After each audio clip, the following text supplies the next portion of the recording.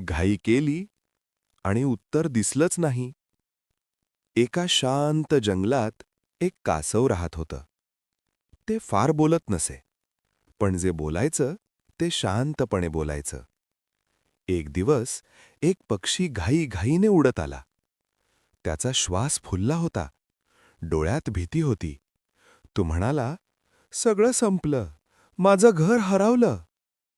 कासवाने काहीच उत्तर दिलं नाही, फक्त थोडा वेळ शांत राहिलं. मग हळूच म्हणालं, "घाई थांबव, आधी शांत हो." पक्षी थांबला, एक खोल श्वास घेतला. कासव म्हणालं, "जिथून तू उडालास तिथे पुन्हा पाहिलंस का?" पक्षी थोडा थांबला, मग परत उडून गेला आणि क्षणात परत आला. हसत म्हणाला, "माझं घर तर तिथेच होतं."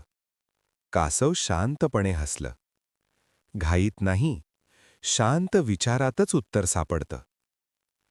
अशाच गोड गोष्टींसाठी टायनी मराठी किड्सला सबस्क्राईब करा, लाईक करा, शेअर करा आणि सबस्क्राईब करायला विसरू नका.